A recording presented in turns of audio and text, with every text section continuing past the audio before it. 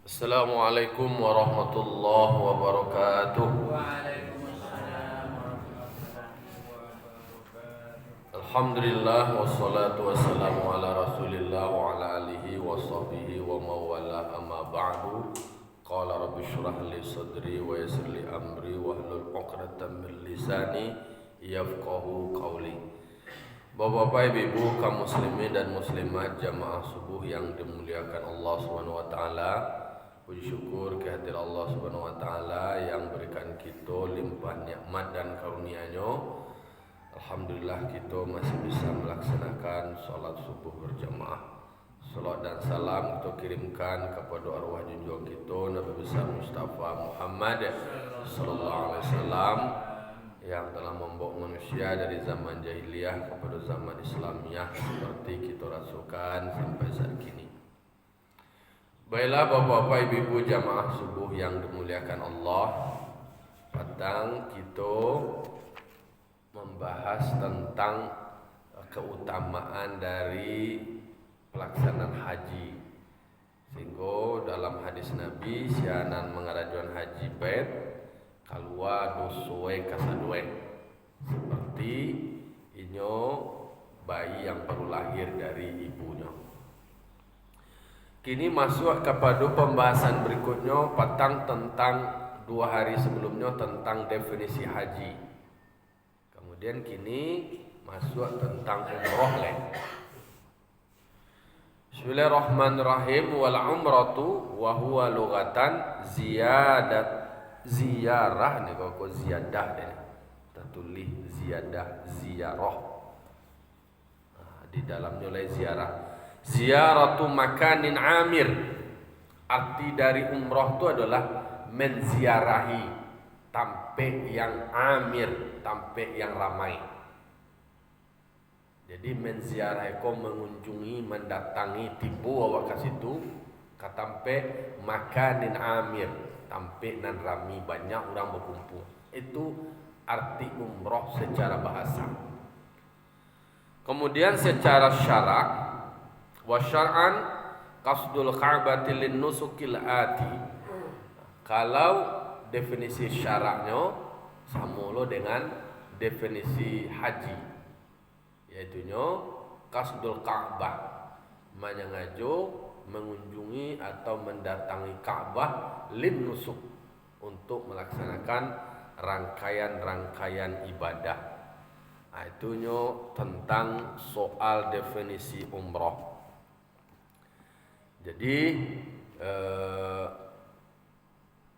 umroh ko tadi di dalam penjelasannya ko ba'a mengko umroh dinamukan umroh. Umroh ko asal katanya kan amir itu artinya ramai. Kemudian umur. Jadi li'annaha taf'alu fil umuri kullih. Nyo bisa dikarajuan pada umuwawa selamanya, setiap tahun, setiap waktu silakan lakukan umroh. Itu kalau mangko umroh banamu umroh sumiat biha, ba'a mangko umroh itu dinamukan umroh, yo bisa dikarajuan sepanjang muawak. Tapi kalau haji kewajibannya cukup sekali. Itu jadi yajibani ail hajju wal umratu. Dalam melaksanakan rangkaian nusuknya kan ada tahapan-tahapannya, ibadahnya. Kalau haji bedanya dengan umroh adalah wukuf di Arafah. Jadi rangkaian ibadah tu harus dikarajuan, wajib dikarajuan de orang yang melaksanakan. Kalau nan haji melaksanakan rukun haji, kalau umroh tu rukun umrah lo. Wala yughni anhal haju wa in ishtamala 'alaiha, dan tidak memadai daripadanya umrah oleh haji. Walaupun haji tetapi itu belum mencukupi, walaupun nan haji ko tadi melaksanakan bahagian dari umrah, tetapi dengan melaksanakan haji belum terwakili umrah. Melaksanakan umrah pasang lo nih umrah Kalau haji lo sama aja mandi kan. Kalau berwudu itu kan bahagian unsur-unsur dari tubuh awak. Baranang dia pokoklah memadai sekali wudu sekali. Kan basah ka sadue mah. Ndak lo dah. Adolo urutan ibadah adolo tertib Oh, bahwa umrah tu kan bahagian dari haji. Nah, kalau di kerajaan dia haji, apa kalau masuk lagi umrah sekali itu? Oh, enggak. Nah, niatnya tentu beda loh. Tak kata lo niat mandi je niat berwudu beda loh. Atau mencilamnya sekali dalam tabik tu lah mas sampai ke sadua sekali. Itu cuma urutan wudu Ayo kok dipakai logika no je. Logika anu tu ya. Nang sangene ko adalah bahagian dari nang banyak. Jadi kalau lah di kerajaan banyak, atulah tak selesai nang sangene. Nak nama lo logika berpikir seperti itu. Jadi takatulo. Jadi dengan melaksanakan haji belum terlaksana atau belum berdiri makam umroh di situ. Walaupun sebenarnya di dalam melaksanakan haji ada ihram, kemudian ada tawaf, kemudian ada sa'i lah di kerajaan dewa dalam haji, tetapi itu tidak terwakili atau tidak memadai wa inistamala, meskipun itu adalah bahagian dari rangkaian haji.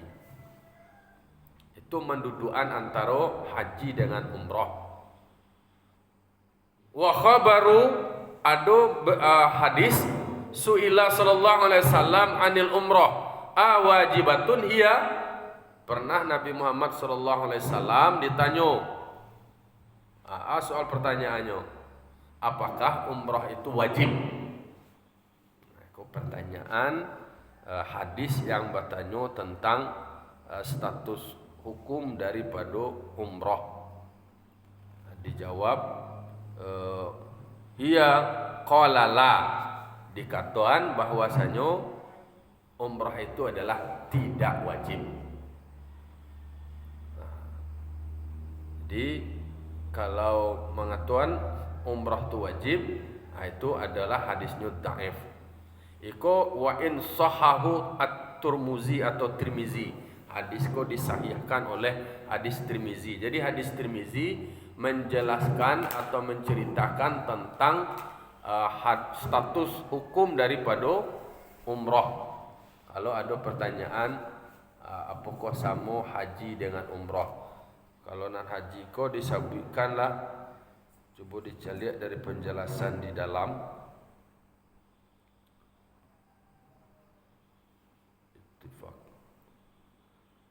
Kalau nan haji disebutkanlah haji kok nang kaduanya kok penyebutannya sama haji.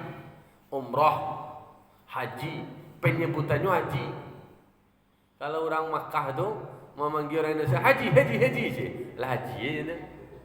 Tapi nan haji akbar itu adalah yaumun nahar. Nah, jadi yaumun nahar tu nan hari raya haji itu disebut dengan haji akbar. Kalau yang umrah namanya adalah haji asghar. Haji kecil. Bahasa wae kata. Jadi istilah haji ketek itu memang hadis Nabi itu. Awaklah haji ketek itu umrah namanya. Nak pakai nama ke boleh nama ketek ke aja kan? Kan kalau istilah. Kan ada lo dokter. Kalau D gadang tu doktor. Kalau D ketek tu dokter. Aku gadang berarti kau yo haji akbar kau aja. Daya kau ketek orang kau. Ketek je kan? Berarti umrah baru aja. Nyo buktian lo dengan pemberian gelar sekali. Nah, jadi ketika mendudukkan atau membedakan antara umroh dengan haji, yang jelas secara definisi sama, kasat secara bahasa ngaji Pak. Tapi kalau nan umrah kok kan istilah sang ngaji adalah mengunjungi tampe nan rami. Mana nan rami jatuhnya di Makkah. Dah boleh tampil yang paling ramai di dunia kau kecuali itu di Makkah. Nah, itu mangkonyo Raja Abraha tu nyo iri ye, mangko ingin nyo menghancurkan Ka'bah tu. Orang rami bang ko rami orang senane. Adi punang Ka'bah tu dibuat lo replika Ka'bah di tampe aja. Bara sektor ekonomi yang bergerak dengan adanya keramaian tu. Jangan Ka'bah lain tampe keberadaan makam para aulia Allah ya. Takah makam Syekh Burhanuddin lah. Jangan tahu di pinggir lawi nan takah tu kalau seandainya ndak ada keberadaan makam seorang ulama besar. Dengan adanya ulama, makam ulama di situ, bara banyak sektor ekonomi ni, mulai dari parkir, kebersihannya, mengalih, macam-macam lah bergerak simpul-simpul kehidupan. Engkau ada istilahnya, ulama kalau orang yang berilmu, yang berjasa, walaupun nyolah meninggal dunia, walaupun beliau nalah meninggal, tetapi masih bisa memberikan penghidupan kepada orang hidup. Keberadaannya itu berdampak kepada sektor ekonomi, sektor sosial, sektor ibadah. Jadi masih bisa memberikan penghidupan secara tidak langsung. Kalau nak ada makamnya pada secara lahir, siapa ketipu sinan, siapa ke belanja kan karena ada ziarah berkunjung. Malay orang dek karena orang larami, mangko simpul-simpul ekonomi itu datang. Ado gulo, ado samui, ado gulo, ado samui. Dek karena orang larami, tentu nyoka hawi gai, nyoka lita gai, kabalanjo gai, ado lah pedagang-pedagang. Mengalih orang belo souvenirnya, membelo kenang-kenangannya. Alo nan dibutuhkan jamaah disuplai lo pada saat itu. Kau butuh lapiak, lah mengalih lapiak lah orang. Alai, butuhnya kopiah, yo dulu kopiah. Ada buat tasbih, anu lo tasbih. Tak lo di Makkah. Oh baralo mengalih baju-baju iko lah. Kadang-kadang baju dan jual baju di Bukit Tinggi lah dijual. Merek lah tulis Arab lain. Merek iko dewa. Tentu kawan hambuk ada nalapik sajadah ni dipali sebanyak-banyak. Kira di Malaysia koper ko dibongkar tadi. Halah. Itulah contoh karena memang keramaian itu berdampak positif terhadap perekonomian. Maka orang pariwisata tu dibuatnya event-event besar TDS Tour de Singkarak contoh. Harapannya ada dampak pertumbuhan ekonomi ke masyarakat. Nah, jadi itu beda tentang haji dengan umrah. Meskipun penyebutan keduanya di sekolah disebutkan hajan itu dua haji. Jadi haji yang pertama haji gadang, yang kedua adalah haji kete. Ndak huruf ha, nak gadang kete deh. Tapi ada lo lah ide lo tu. Jadi pakai ha kete yaknil je. Tandus ha kecil. Jadi itu hadisnya adalah hadis At-Tirmizi. Bisa dilacak di dalam Sunan At-Tirmizi. Ala kulli muslimin mukallafin. Kasih wajib haji gagal. Haji itu wajib adalah kepada setiap muslim yang mukallaf. Mukallaf kan adalah balik lagi akil. Lah gadang lah balik lah berakil, yang berakal. Hurin yang merdeka. Jadi kepada setiap muslim yang mukallaf, lah berakal lah usia yang standarnya mukallaf, lah terbebani denyo hak taklifnya, merdeka lo, bebas, ndak terikat, ndak menjadi hamba saya, mengko semuanya itu wajib. Orang yang beragama Islam. Itu menjadi kewajiban bagi setiap muslim. Koyo tu paye wak kasadua deh. Tapi baalah dengan kondisi tak kini, yo karena memang bedanya rukun Islam nang kalimuko dengan rukun yang lain. Ada kata-kata bagi yang mampu. Jadi man istata'a ilaihi sabila. Jadi walillahi 'ala nasi hijjul baiti man istata'a ilaihi sabila. Jadi kewajiban awak berhaji itu kalau seandainya ada istita'ah, kemampuan dewa, le taluk dewa. Jadi ada taluk dewa, berjalan taluk. Tu lah mau berjalan je, pitih ba, tu pitih taluk lo ne. Jadi cukup pitih awak nampai lai lo do nang kada belanjuan di sinan. Kau belanja orang sinan awak mencingang mu ye. Kau mati kelaparan lo di sinan. Tu nak awaknya ni pikiran lo. Ada orang yang menjadi tanggungan awak di rumah. Jangan beko demi awak pergi berangkat haji, awak utang-utangi, kemudian di rumah antahlah kabaa lo kaleha. Itu tidak masuk kategori istita'ah teman. Karena dalam agama kau memang tidak boleh lo emosi dah. Tak ada lo memaksakan diri. Tapi awak berniat yo. Bahasa ngaju awak yo. Tapi agama itu tidak mempersulit. Tetapi juga bukan untuk dimudah-mudahkan. Agama itu adalah mudah, tapi bukan untuk dimudah-mudahkan. Jadi agama itu tidak sulit. Yuridillahu bikumul yusra wala yuridu bikumul usra. Jadi mudah. Jadi kepada setiap muslim janganlah akil balik. Kemudian celai adalah yang merdeka. Ada kata kunci celai merdeka. Kalau dulu kan memang ada yang menjadi budak. Jadi ada 3 kaitannya. Pertama terkait muslim. Muslimnya adalah mukallaf. Mukallafnya adalah merdeka. Jadi nak boleh lapih salah satu tu. Oh muslim yo, mukallaf yo, tapi nyo hamba saya dah wajib dah. Oh nyo hamba saya, tapi nyo masih ketek dah. Makanya di dalam penjelasannya fala yajibani ala sabiyin wa majnunin wala raqiqin. Maka tidak wajib atas anak-anak dan orang gilo, majnun jelek. Orang gilo nak wajib lo tu doa. Dan tidak perlu ala raqiqin, dah wajib lo terhadap hamba sahaya.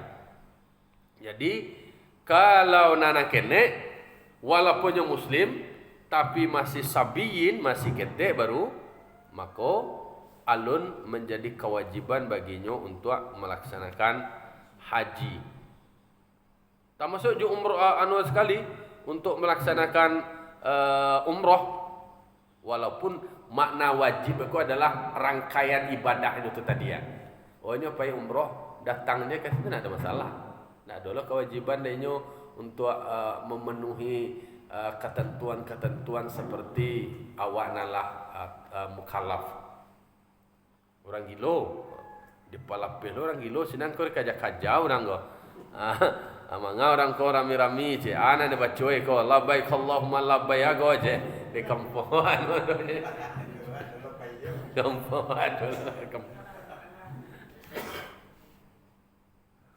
Wala ala raqiqin. Ndak lo terhadap budak. Jadi kalau balik itu tadi berarti ukurannya adalah lawannya anak-anak. Kalau akil tadi berakal tadi, ya orang berakal kau tadi lai luru ya kalai itu lawannya gilo. Ada kadang yo tapi nyo gilo majnun.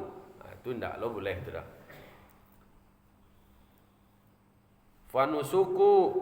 Fanusuku gairil mukallaf wa man fihi rikun yaqau naflan wa la farda.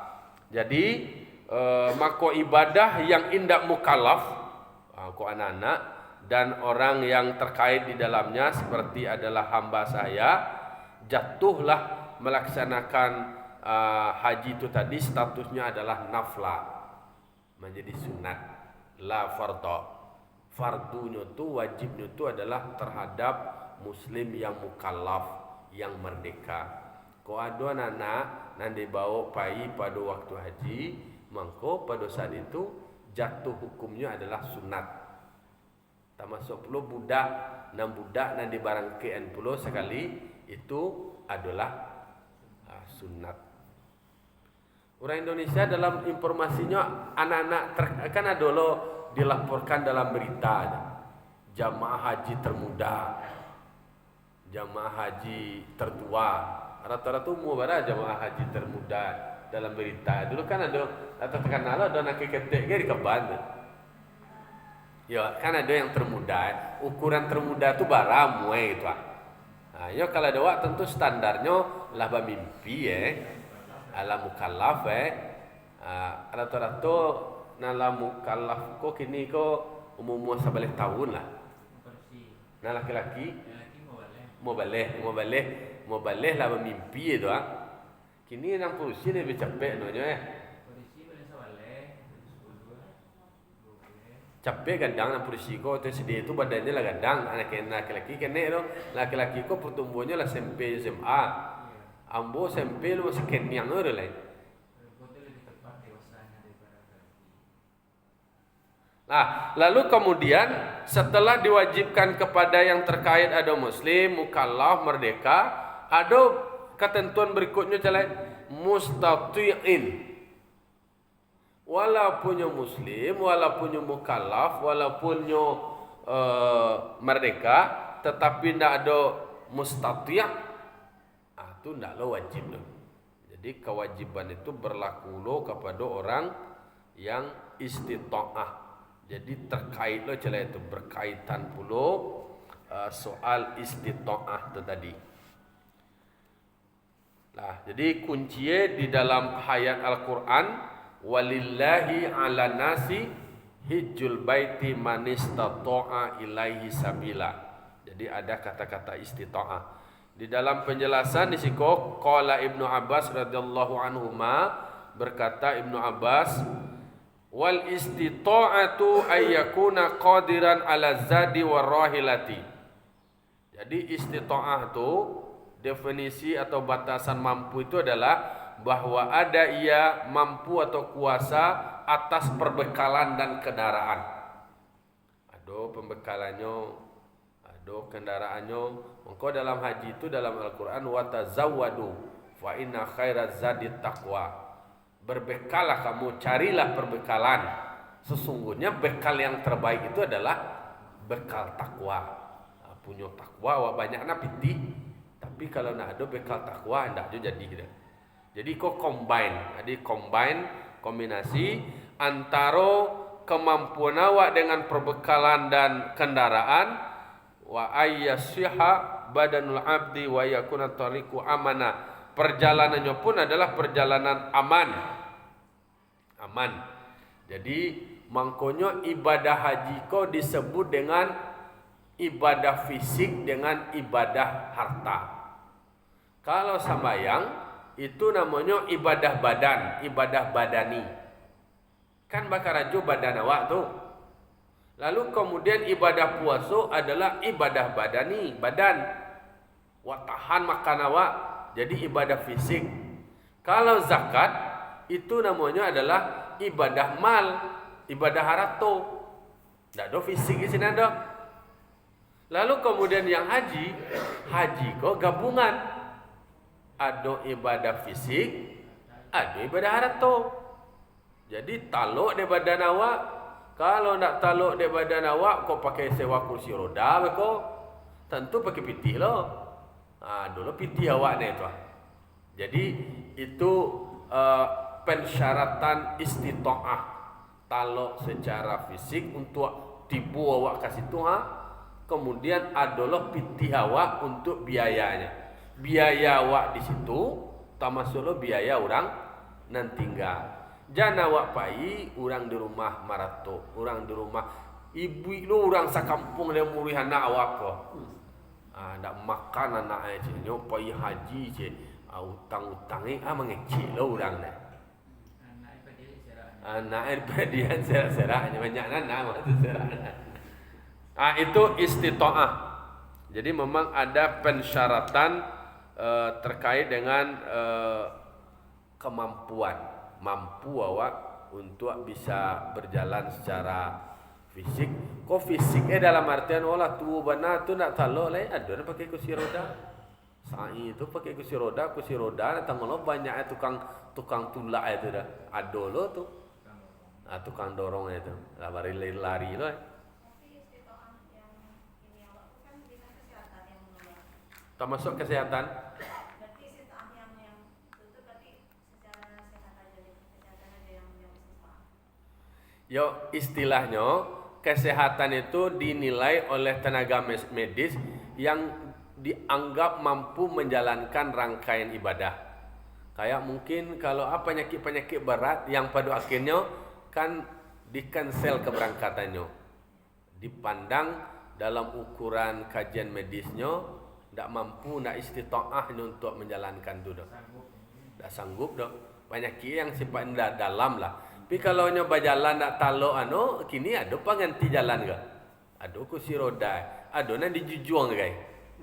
Ya, dijujuang di kongkai, induk kan ko anak le talok kongkak. Le kuai bisik Ayo. Itu rata-rata kan penyakit bawaan di dalam lah istilahnya berjalan lelah ko langsung drop. Pada akhirnya bukan menyelesaikan ibadahnya, justru menjadi beban lo bagi yang lain. Itu mengko ada pertimbangan kesehatan tu menjadi penting. Kalau dojo nala barangke lah kanu kan, alah berjalan di barah ibu hati anu semacam lah. Ya bukan ibu hati. Itu tu ada orang yang punya wewenang, punya otoritas, punya keahlian memberikan pertimbangan itu. Itu namanya awak lah bahasa ngaju tu haji tu. Kamakahan analun nilai. Tapi awak lah dapat nilai awak tu nilai haji. Ayo. Mata ditulis istita'ah. Jadi ada kajiannya adalah kajian tentang mampu awak. Ada syaratnya di dalam rukun Islam nang kalimo itu adalah mampu. Atau lil haji bagi melaksanakan haji. Mampu awak. Kau ada penjelasan berikutnya. Bil wijdaniz zadi. Dengan adanya memiliki bekal. Bekalnya batu. Mulai dari zihaban atau barangke wa iyaban. Zihaban wa iyaban barangke pulang. Lah terhitung nih tu. Maka lah diperhitungkan pembiayaan itu tentu berdasarkan pengalaman dari orang-orang nan dahulu. Bara biayanya barangke ku apapun yang di Bali standar lah. Kemudian pulangnya takah tu pulau. Itu ukuran dari segi bekal dalam bentuk harta. Termasuk wa ujratin khafirin. Jadi ada khafir, ndak kada khafir. Itu artinya adalah penjaga. Kau dulu upah orang nak kama jago-jago, kamu cecalian yang memberikan kenyamanan bagi awak. Kau harap tua awak segala macam ada lupa upah kah? Silakan disiapkan itu. Ayo. Kemudian ada warahilah dan kendaraan au samanuha. Termasuk kau butuh kendaraan awak dari hotel awak, penginapan awak, kau pakai ongkos biaya dipikirlah tu. Namun di zolim lu jadi buat jalan kaki je dari penginapan tu cari wan ada pitih lu jalan kaki je lah. Jadi taluk nak air dah. In kana bainahu wa baina Makkah marhalatani. Jika ada di antara dia dan antara Makkah tu dua marhalah. Jauh dua marhalah tu mah. Maksud si dua marhalah tu buat luang perkumbuhan nak. Boleh taluk dah jalan kaki. Oh, tapi Nabi Adam janganlah kaji awak. Nabi Adam hampir 10 kalinya haji dari Hindia nyo jalan kaki tu. Nyo gadang langkah gadang. Dia awak langkah kene-kene je. Dari rumahnya ke surau lama gagui jalan kaki. Itulah kemampuan atau kurang dari 2 marhalah. Dan lemah atau celah berikutnya adalah lemah butuh kendaraan tu Kalau nak butuh kendaraan tu tadi jo biaya tadi kalau jaraknya 2 marhalah tu kurang keduanya. Tahu balai lemah daripada berjalan. Dek kanonnya lemah nak taluk berjalan butuh kendaraan. Jadi memang untuk kendaraan tentu butuh biaya. Atau untuk kursi dorong atau apalah yang dibutuhkan untuk pelaksanaan dari haji waktu tadi. Alai kewajiban berikutnya istita'ah, dan masih definisi istita'ah. Ma'a nafakatin ma yajibu alaihi nafakatuhu wa kiswatuhu illa ruju'. Kau tadi nalah kita sabui adolo jalai beserta nafkah. Nafkah orang ma yajibu alaihi nafakatuhu, orang yang menjadi tanggungan dia atau kewajiban dia tentang nafkahnya, biayanya. Wa kiswatuhu, termasuk pakaiannya. Jadi orang nan tinggal baju selama awak barangkek tu, lihat apa beli baju loh itu awak barangkek tu. Pakai baju gitu ya. Ya baju nan ado le ado itu Itu istilahnya maksudnya orang nan tinggal orang nan tinggal tadi kan bekal awak barangkek ke situ, biaya barangkek dan pulang ado. Ko ado upah di situ kongkoi segala macam kendaraan-kendaraan ado pitih. Itu yang diperhitungkan. Berarti di dalam teori manajemen pengelolaan kegiatan, kajian fikih kok lah detail kok. Lah diinventaris kebutuhan biaya. Apa standar dari istita'ah? Contohnya adalah biaya yang diakibatkan dari keberangkatan awak. Mulai dari pagi, pulang. Lah mulai terhitung tu. Berapa dia? Lalu kemudian kemungkinan biaya pengamanan, kemudian penjagaan, kemudian biaya-biaya operasional di situ, kok pakai kendaraan, kok ongkoi, kok jaraknya jauh, kok nak taluk dewa pakai jalan kaki, mangko bisa pakai biaya kendaraan. Berarti kan perlu diperhitungkan biaya. Memang kajian fikih kok lah sejak dulu lah memang analisis perhitungan pembiayaannya lah dihitung secara ketat. Termasuk pula adalah pembiayaan orang yang ditinggalkan. Di jana awak barangke, lalu kemudian orang nan di rumah anak cucu nama menjadi tanggungan dawa, kemudian nyo morat marit, itulah istilahnya. Lah, iyo, bekau nak baju di rumah kau udah apa iya awak nak baju, liaman. Itu sebenarnya. Ayo, kecian kau udah tu selama udah pai, baju awak udah pai sampai 10 hari. Mungkin baju awak 2 sehari. Sehari 2, berarti 20 helai. Emang nak kau basuh baju tu. Lalu kemudian biaya dalam artian pembiayaan standar lah. Jo mentang-mentang kau baperas ya, udah dek kapai mah wa batinggan barik tinggal kau madah. Harus badobelan ya kau. Nah, rila jam 6. Itulah dulu ulang kaji awak wansansu aja tu deh. Kalau bab taharah, bab salat, le tamek-tamek dah dulu deh. Tu bab muamalah. Banyak bab muamalah masih banyak kata bab munakahat alun lah nak. Zakat adalah tamat. Itu. Kini awak cuba boleh kau kalau kau nak banyak kau. Demikian fa'tabiru ya ulil absar la'alakum turamun. Assalamualaikum warahmatullahi wabarakatuh. Waalaikumsalam warahmatullahi wabarakatuh.